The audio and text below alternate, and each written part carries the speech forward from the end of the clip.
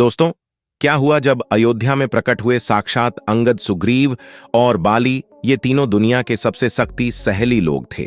बाली के बारे में तो आप लोग जानते ही होंगे, लेकिन जो हम आपको बताने वाले हैं अंगद और सुग्रीव के बारे में, ये वही अंगद है जिसका पैर पूरी लंका में किसी ने नहीं हटा पाया था। यहां तक कि रावण ने भी अंगद को नहीं हरा पाया था। लेकिन अभी एक घटना सामने निकल के आ रही है जिसमें राम मंदिर में प्रकट हुए अंगद, सुग्रीव और बाली। तो ये सारी जानकारी आप सभी को देने वाला हूं, राम लल्ला से जुड़ी हुई। तो वीडियो को पूरा जरूर देखें साथियों। कलयुग में ऐसा चमत्कार देखकर सबके होश उड़ गए। दोस्तों, प्राण प्रतिष्ठा से पहले अयोध्या में कई बड़े बड़े चमत्कार हो चुके हैं, जिसमें सबसे पहले गिद्धों का दिखना, भालुओं का दिखना, बंदरों के झुंडों का दिखना। लेकिन आज के इस चमत्कार को अभी तक का सबसे बड़ा चमत्कार बताया जा रहा है, जिसके पीछे की सच्चाई जानकर आपके भी रोंगटे खड़े हो जाएंगे। आखिर क्या है पूरी सच्चाई? क्या सच में सुग्रीव और बाली अपने धाम नगरी अयोध्या 22 जनवरी से पहले ही आ गए?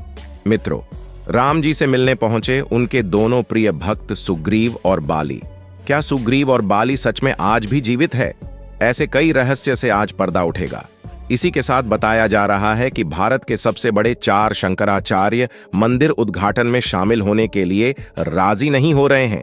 वहीं पर शंकराचार्य बता रहे हैं कि मंदिर का अभी पूरी तरीके से निर्माण नहीं हुआ है। और इसी के साथ बताया जा रहा है मंदिर में भारत का सबसे बड़ा सोने का घोड़ा पहुंच गया है, जिसका वजन 17 किलो का है। वहीं गुजरात के वडोदरा से 108 फीट लंबी अगरबत्ती भी पहुंच चुकी है, जिसका वजन 3500 किलोग्राम है। वहीं पर राम भक्तों ने 21 क्विंटल का घंटा भी मंदिर में पहुंचा दिया है। वहीं मंदिर के यज्ञ के लिए राजस्थान से 650 किलो देसी गाय का घी भी मंदिर में पहुंच गया है। वहीं पर नेपाल की जनकपुरी से अयोध्या के लिए एक साथ 1100 से ज्यादा टोकरी में मिठाई, सोने चांदी के जेवर, कपड़े, उपहार बांधकर जनकपुर वासी अयोध्या ला रहे हैं।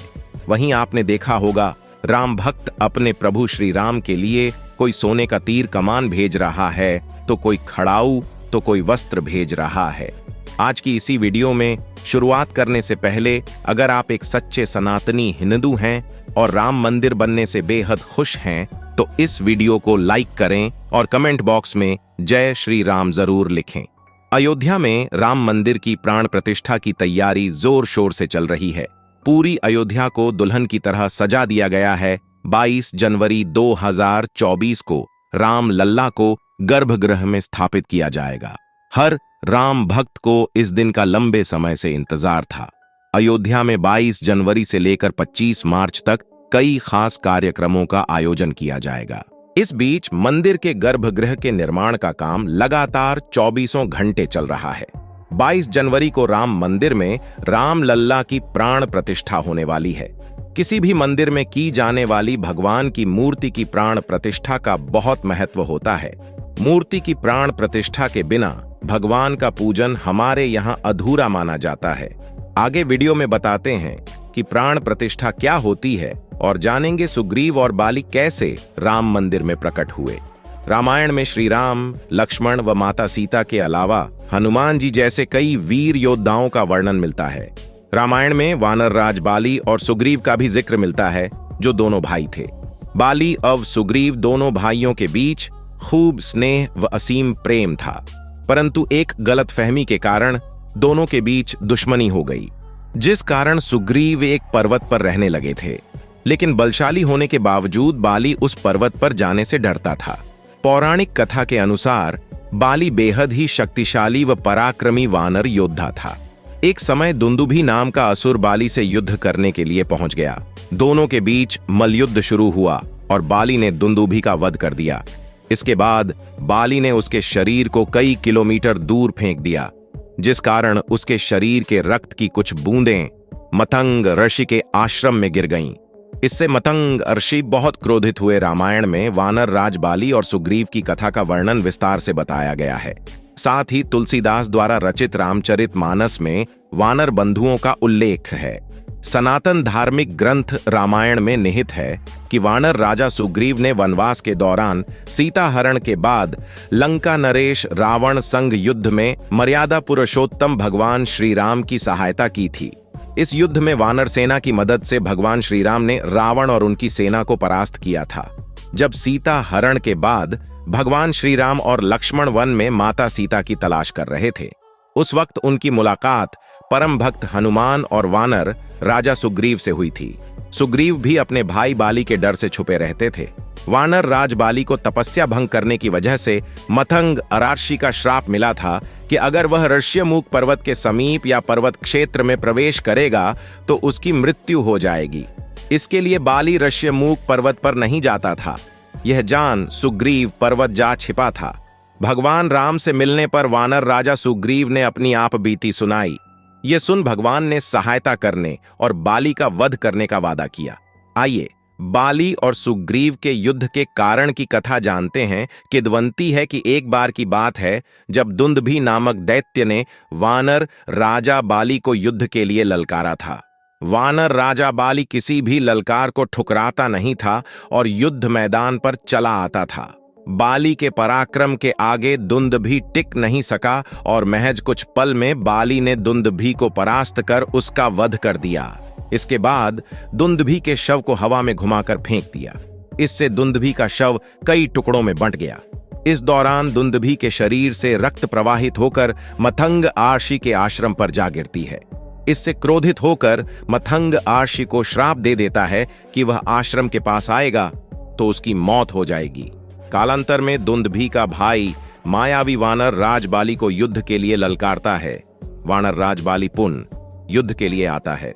बाली कई बार मायावी को समझाता है कि वह लौट जाए, युद्ध करेगा तो उसकी मौत निश्चित है। हालांकि मायावी नहीं मानता है। तब बाली मायावी का पीछा करने लगता है। मायावी एक गुफा में जाकर छिप जाता है। ये देख बाली अपने भाई सुग्रीव को गुफा के बाहर इंतजार करने के लिए कहता है। ये कहकर बाली गुफा के अदंर जाकर मायावी से लड़ने लगता है। कुछ समय बाद गुफा से तेज आवाज आती है। इसके बाद रक्त की धारा गुफा से बाहर आती है। यह देख सुग्रीव को लगता है कि मायावी ने बाली का वध कर दिया है। ये सोच गुफा को पत्थर से बंद कर सुग्रीव किष्किंधा लौट आता है। प्रजा में यह सूचना फैल जाती है कि वानर बाली को युद्ध में वीर गति प्राप्त हुई है। ये जान सुग्रीव को नया राजा बनाया जाता है। कुछ दिनों बाद बाली पुनः लौटकर अपने राज जाता है। ये देख सब हैरान हो जाते हैं। क्रोधित बाली अपने भाई के कार्य से अप्रसन्न हो जाता है और तत्काल राज छोड़ने का आदेश देता है। हालांकि सुग्रीव की पत्नी को जाने नहीं देता है और अपने साथ रख लेता है। इस वजह से वानर बंधुओं के बीच युद्ध हुआ था। अब वहीं पर आपको राम मंदिर से जुड़ी और जानकारी देता हूं। सनातन धर्म में किसी भी मूर्ति की प्राण प्रतिष्ठा बहुत महत्वपूर्ण मानी जाती है। प्राण प्रतिष्ठा मूर्ति स्थापना के समय किया जाता है। किसी भी मूर्ति की स्थापना के समय उस प्रतिमा रूप को जीवित करने की विधि प्राण प्रतिष्ठा कहलाती है। प्राण शब्द का अर्थ जीवन शक्ति और प्रतिष्ठा का अर्थ स्थापना होता है। ऐसे में प्राण प्रतिष्ठा का अर्थ जीवन शक्ति की स्थापना करना या देवता को जीवन में लाना होता है। बिना प्राण प्रतिष्ठा के कोई भी मूर्ति पूजा के योग्य नहीं मानी जाती है। दोस्तों, प्रभु श्री राम का मंदिर अयोध्या में बनकर तैयार हो चुका है, लेकिन अब भी एक ऐसी चमत्कारिक घटना और सामने आ गई है जिसे देखकर हर कोई हैरान है। जो गिद्ध पिछले कई सालों में हमें नजर भी नहीं आए, अचानक अयोध्या के अंदर बड़ी संख्या में गिद्धों का झुंड पहुंच गया है। कई लोग इन्हें साक्षात जटायु कह रहे हैं, जो भगवान श्री राम के मंदिर की प्राण प्रतिष्ठा में शामिल होने के लिए आए हैं। लोगों को हैरानी इसलिए हो रही है क्योंकि जो गिद्ध की प्रजाति विलुप्त होने की कगार पर है, साल 2000 के बाद इतनी संख्या में कहीं पर भी नजर नहीं आए और इतनी बड़ी संख्या में अयोध्या पहुंच जाना वाकई में भगवान श्री राम का चमत्कार है। और यह खबर जब मीडिया के अंदर पहुंची तो सब जगह भगवान श्री राम के चमत्कार की चर्चा होने लगी। इस चमत्कार को आज साइंटिस्ट भी मान रहे हैं। आज के इस वीडियो में भगवान श्री राम के मंदिर बनने के वक्त हुए वह चमत्कार बताएंगे जिसे सुनकर आप भी चौंक जाएंगे। आखिर क्यों? नेपाल से 2 विशाल शिलाएं लाई गई थीं, जिससे भगवान श्री राम की मूर्ति बनाई जानी थी, लेकिन उनसे मूर्ति न बनाकर दूसरे पत्थरों को लाया गया। दोस्तों, जिस मौके का पूरी दुनिया बेसब्री से इंतजार कर रही थी, अब वह घड़ी आ गई है। अयोध्या में प्रभु श्री राम मंदिर बनकर तैयार हो चुका है। 22 जनवरी को रामलल्ला की प्राण प्रतिष्ठा की जाएगी, लेकिन उससे पहले ही चमत्कार के ऊपर चमत्कार देखने को मिल रहे हैं। सबसे पहला चमत्कार तब हो गया जब लोगों को अचानक जटायु के वंशज गिद्ध आसमान में उड़ते दिखाई दिए। यहां तक कि भगवान श्री राम के भक्त इन्हें राम मंदिर की प्राण प्रतिष्ठा में आए मेहमान मान रहे हैं, क्योंकि पिछले कुछ सालों में यह प्रजाति विलुप्त सी हो गई थी। लेकिन राम मंदिर की प्राण प्रतिष्ठा नजदीक आते ही अयोध्या के आसपास बड़ी संख्या में गिद्ध आ पहुंचे हैं। लोग इस करिश्मा को देखकर पूजा भी कर रहे हैं, क्योंकि गिद्ध ऐसा प्राणी है जो भारत से विलुप्त हो चुका है। ऐसे में प्रभु श्री राम की प्राण प्रतिष्ठा से पहले ही वह कैसे दिखे, इसे लोग भगवान का चमत्कार मानकर पूजा कर रहे हैं। अब दोस्तों, यह इतनी बड़ी बात कोई सहयोग तो नहीं हो सकती है। दोस्तों, कुछ बुद्धिजीवी लोग रामायण के होने पर ही सवाल उठाते हैं।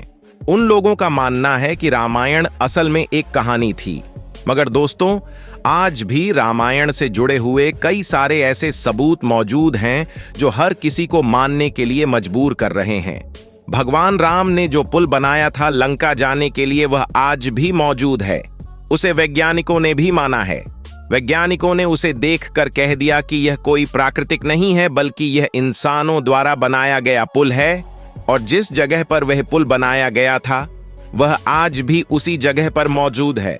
उस समय भगवान श्री राम ने अपने चमत्कार से पत्थर को पानी के अंदर तैरा दिया था, और उन तैरते हुए पत्थरों पर कदम रखकर वानर सेना लंका में गई थी। दूसरा सबसे बड़ा सबूत रावण खुद की लंका है। रावण की लंका आज भी मौजूद है, और यह चमत्कार भी बहुत बड़ा सबूत है। जटायु गिद्ध प्रजाति से ताल्लुक रखते थे। वहीं जटायु भगवान श्री राम के परम भक्त भी थे। दोस्तों, जटायु और भगवान श्री राम के बारे में रामायण में भी कई बार हमें जिक्र मिलता है। त्रेता युग में जब भगवान श्री राम को अपने पिता द्वारा वनवास का आदेश मिला था, उस समय पंचवटी में भगवान श्री राम की पक्षीराज जटायु से मुलाकात हुई थी। पक्षीराज जटायु माता सीता को अपनी पुत्री के समान मानते थे। दरअसल जब रावण माता सीता को हरण करके ले जा रहा था, तब जटायु ने ही लंकापति रावण को सीता माता की रक्षा के लिए युद्ध किया था। वही जटायु जिन्होंने अपने पंखों से रावण को बहुत चोट पहुंचाई थी। रावण के शरीर को जटायु ने लहूलुहान कर दिया था।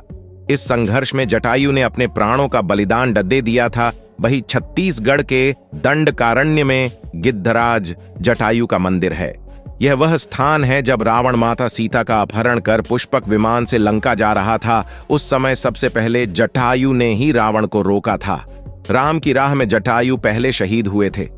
राम कथा में प्रसंग आता है जब जटायु के भाई संपाति ने कहा कि मेरे पंख कमजोर हैं, मगर आंख दूर की चीजें देख सकती हैं, इसीलिए मैं सीता जी को लंका की अशोक वाटिका में बैठी देख रहा हूं। इसलिए लोग इन्हें साक्षात जटायु के वंशज मान रहे हैं। दोस्तों, अयोध्या नगरी के अंदर ही भगवान श्री राम का जन्म हुआ था, जिसका जिक्र वाल्मीकि जी की रामायण में भी है। सालों तक चले राम राज्य के बाद जब श्री राम ने जल समाधि ले ली, तो अयोध्या नगरी सूनी हो गई थी। पौराणिक मान्यताओं के अनुसार उज्जैनी के राजा विक्रमादित्य जब यहाँ घूमने आए, तो उन्हें उजाड़ भूमि पर कुछ चमत्कार दिखाई देने लगा। जब उन्होंने खोज की तो पता चला कि यह श्री राम जी की जन्मभूमि है। इसके बाद उन्होंने यहाँ श्री राम के एक सुंदर भव्य मंदिर का निर्माण कराया, जिसमें काले रंग की कसौटी पत्थर वाले 34 स्तंभ थे। समय समय पर यहाँ राजाओं ने मंदिर की देखभाल की, लेकिन 14वीं शताब्दी में जब भारत में मुगलों का शासन हुआ, तो श्री राम जन्मभूमि को नष्ट कर वहां बाबरी मस्जिद बना दी गई। 1525 में राम जन्मभूमि मंदिर को बाबर के सेनापति मीर बांकी ने ध्वस्त करवाया था। बाबरी मस्जिद की 3 गुंबद थी, जिसके बाहरी हिस्से में एक चबूतरे में श्री राम के बाल स्वरूप की पूजा होती थी। इसे राम चबूतरा कहते थे। लेकिन 1950 में बाबरी मस्जिद के मुख्य गुंबद के ठीक नीचे वही मूर्ति निकली जो सदियों से राम चबूतरे पर विराजमान थी। बाबरी मस्जिद और राम जन्मभूमि मंदिर पर सालों चले विवाद के बाद आखिरकार श्री राम की अपनी जन्मस्थली पर प्राण प्रतिष्ठा हो रही है। अब एक सवाल यह है कि आखिर अयोध्या में भगवान श्री राम की मूर्ति बनाने के लिए नेपाल से 2 विशाल पत्थरों को लाया गया था। इन पत्थरों को लाने के बाद आखिर क्यों उन पत्थरों से मूर्ति नहीं बनाई गई?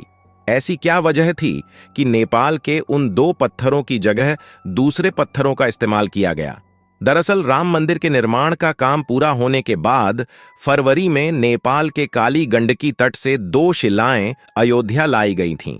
इन 2 शिलाओं का वजन 14 टन और 27 टन था। शुरुआत में इन शिलाओं से राम मूर्ति बनाए जाने की बात सामने आई, लेकिन बाद में पता चला कि इन शिलाओं को राम मूर्ति बनाने के लिए उचित नहीं पाया गया। भारतीय मीडिया में छपी कुछ खबरों के मुताबिक इन पत्थरों से मूर्ति नहीं बनाए जाने की एक वजह राम मंदिर से जुड़े संतों की ओर से जताई गई आपत्ति थी। खबरों के मुताबिक कुछ बड़े संतों का मानना था कि इन पत्थरों को मूर्ति निर्माण में इस्तेमाल नहीं कर सकते, क्योंकि कालिंदी की चट्टानों को तोड़ा नहीं जाना चाहिए, क्योंकि वे शालिग्राम के समान बराबर हैं। वहीं अयोध्या पहुंचे कुछ नेपाली प्रतिनिधियों के मुताबिक इन शिलाओं की तकनीकी जांच के बाद मूर्तिकारों ने कहा कि ऐसी शिला से मूर्ति तराशना बहुत मुश्किल है। इसके बाद दूसरे पत्थरों से मूर्तियां बनाई गईं। नेपाली प्रतिनिधियों के मुताबिक 27 टन वजनी शिला पर मूर्ति तराशने की कोशिश की गई थी, क्योंकि 74 टन वजनी शिला को शालिग्राम के बराबर माना गया। लेकिन 74 टन वाली शिला भी उपयुक्त न पाए जाने के बाद दोनों शिलाओं को राम मंदिर निर्माण स्थल भूमि के पास रखा गया है। भारतीय मीडिया के मुताबिक राम मंदिर के गर्भगृह में रखने के लिए देश की अलग अलग जगहों से लाए गए पत्थरों से 3 सुंदर मूर्तियां बनाई गई हैं। इनमें से सबसे अच्छी मूर्ति का चयन कर उसे गर्भगृह में स्थापित किया जाएगा। दोस्तों, अयोध्या में दुनिया का सबसे बड़ा विशाल मंदिर बन रहा है। लोग बेसब्री से इंतजार कर रहे हैं। राम मंदिर के लिए कुल 67 एकड़ जमीन है, जिसे 2 एकड़ में मंदिर बन रहा है। पहले मंदिर के मुख्य शिखर की ऊंचाई 128 फीट थी, अब यह 161 फीट होगी। 3 की जगह 5 गुंबद और एक मुख्य शिखर होगा। वैसे तो साल 2020 में ही काम शुरू कर दिया गया था। प्रधानमंत्री नरेंद्र मोदी ने अपने हाथों से 5 अगस्त 2020 को अयोध्या में राम मंदिर की आधारशिला रखी थी।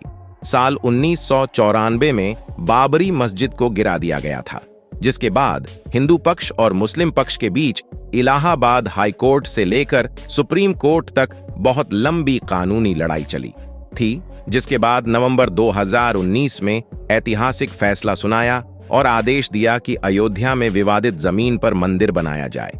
इस फैसले में यह भी शामिल था कि केंद्र सरकार मस्जिद के निर्माण के लिए सुन्नी वक्फ बोर्ड की 5 एकड़ वैकल्पिक जमीन उपलब्ध कराएगी। अब दोस्तों, आप मंदिर और मस्जिद को इसे लेकर क्या सोचते हैं? अगर आप भी सच्चे हिंदू हैं तो कमेंट में जय श्री राम जरूर लिखें। धन्यवाद।